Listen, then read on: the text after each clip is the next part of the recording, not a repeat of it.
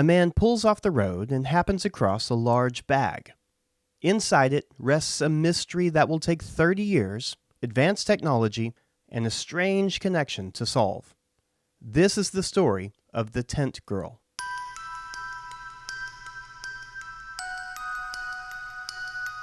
It is May 17th, 1968, in Georgetown, Kentucky. It's a humid afternoon when Wilbur Riddle pulls his car to the side of U.S. Route 25.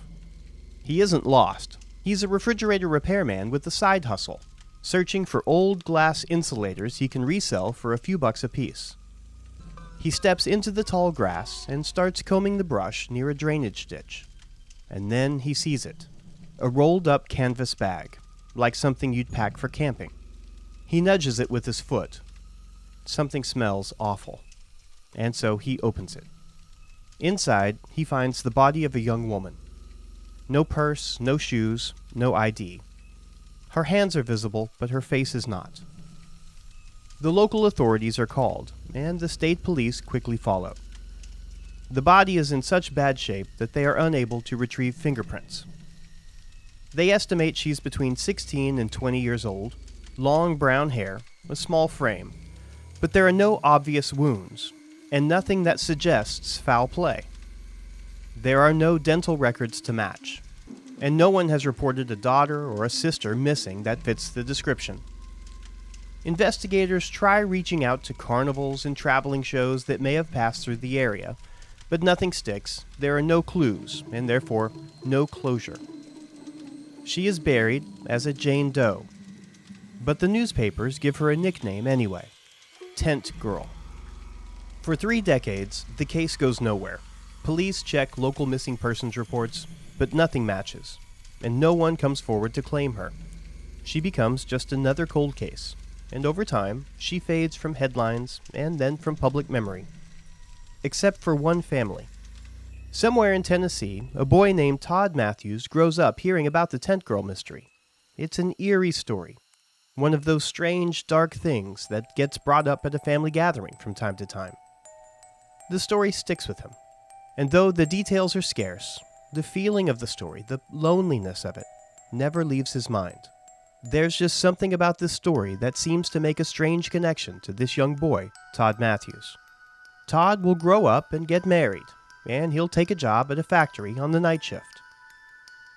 But during the day, he starts reading about cold cases.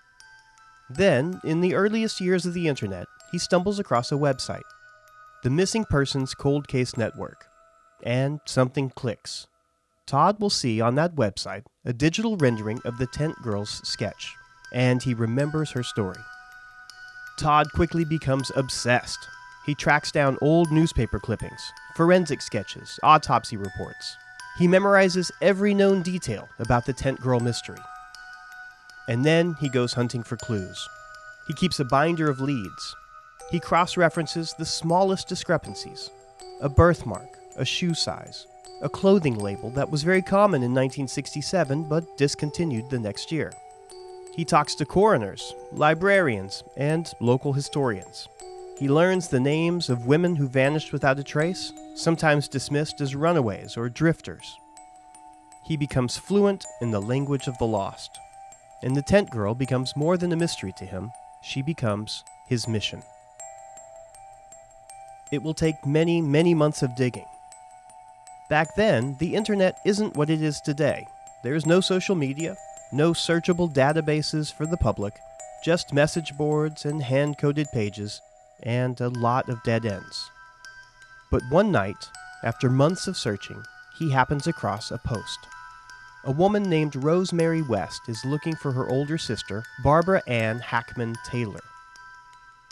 Barbara disappeared in the late 1960s, and her husband, a traveling carnival worker, claimed that she left him and their baby daughter behind. But she was never reported missing. All of these pieces start lining up for Todd. Barbara disappeared in the same time frame that Tent Girl was found. She matched the physical description, and her husband traveled through the area, both Kentucky and Tennessee, with a carnival. Todd Matthews reaches out. He shares the Tent Girl case. He contacts authorities, and he pushes for exhumation and DNA testing. knowing that it's most likely a long shot. But in 1998, the exhumation is approved, and the DNA tests will confirm it. Tent Girl is Barbara Ann Hackmann Taylor. It had taken over 30 years, but an amateur sleuth with no badge and no funding and no formal training had solved a case that had baffled law enforcement since the day her body was found. As it turned out, the woman's husband, George Taylor, never faced charges. He had died in 1987, long before Barbara was identified. Suspicion lingers, but there's no hard evidence. For many, he remains a shadow in this story, a man who never filed a missing persons report for his wife. Matthews doesn't stop there. His success with the Tent Girl case sparks something even bigger. He goes on to co-found the Doe Network, a non-profit dedicated to solving cold cases and identifying unknown victims. What began as a single strange story turns into a national effort to bring names back to the nameless. He speaks at conferences and consults with police departments and mentors other amateur sleuths. His works help identify dozens more John and Jane Does. The internet, once dismissed as a mild curiosity, has become a force for justice. The Tent Girl case helps legitimize crowdsourcing investigations, and Matthews becomes a sort of symbol for what persistence and access to public records can do. And Barbara's story becomes a turning point in the movement to restore dignity to the forgotten. Today, forensic technology continues to evolve. DNA phenotyping, genealogy databases, and public collaboration solve cases once considered impossible. And yet, the Tent Girl case remains uniquely human, not just because of the science, but because of the connection. A son-in-law tying up the loose ends left by his father-in-law's discovery.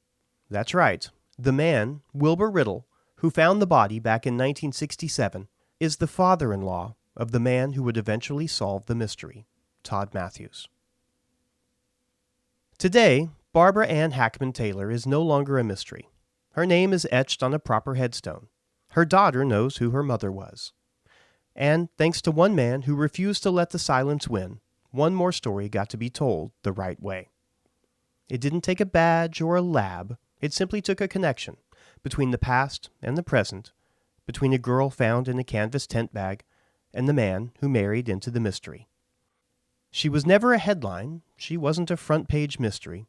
For 30 years, she was simply a sketch in a file drawer, a face with no name.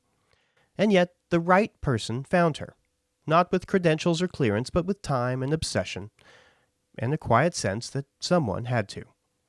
There are still names waiting, still questions buried just beneath the surface, and sometimes the strangest part of all is who answers them.